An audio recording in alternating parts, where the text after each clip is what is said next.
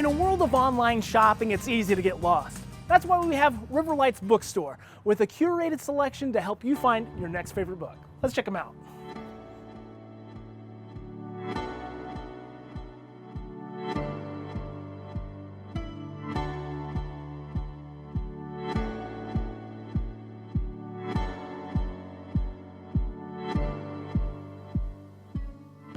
I'm here with Sue Davis, the owner of Lights Bookstore.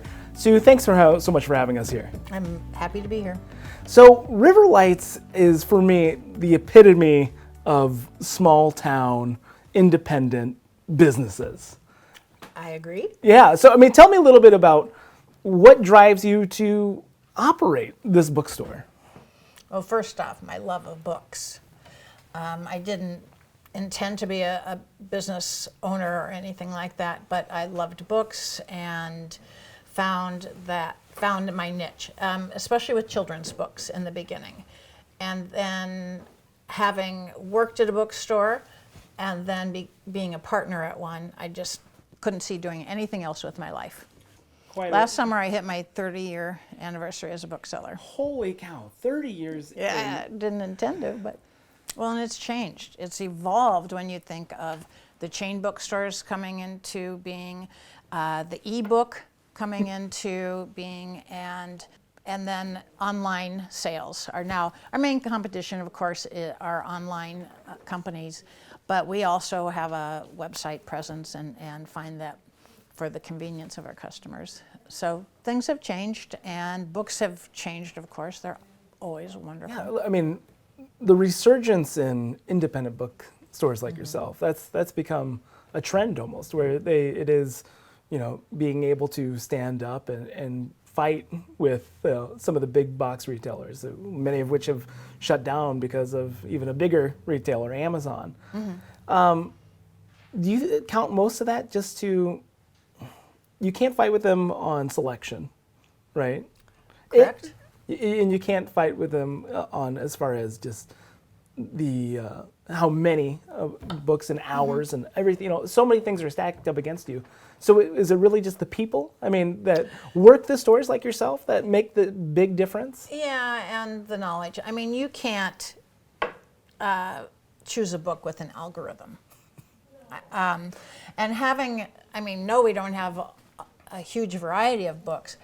But what we have chosen, we know the author, or we respect the author, or maybe the reps that I work with at the major publisher houses might have recommended it to me. And so it's a curated inventory. We're not just selling what's going to make the most money, we're selling what we believe in. So not only do you sell books, but you're kind of almost your own community, right, as well? Tell me about some of the other special events that you guys do down here. We have authors come in. We have had writing workshops. We've had we have a lot of book groups. We have one that we read books about cooking, fiction and nonfiction, a lot of chef bios. We have one that we read books about art and different subjects that way. So we have a lot of that.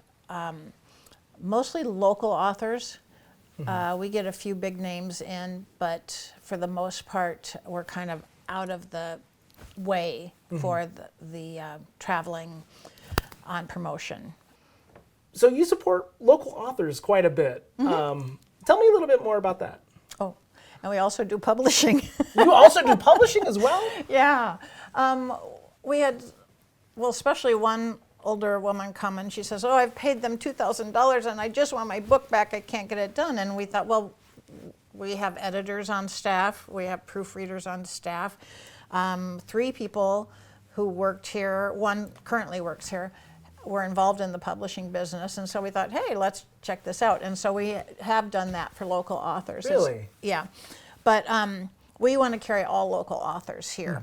We have a section of just that. And so that people who make the great effort to write part of their life, we want to help them with that. What's the flavor of being on this side of Main Street? Now, tell me a little. You've worked and you've had your businesses in other locations across the across the city. Tell me what makes being in this part of town so special. Well, there's parking. It gets tough on Friday nights, but the thing I like about it is a neighborhood. We know the people who live down here and live nearby. People are walking. They're riding their bikes in the summer.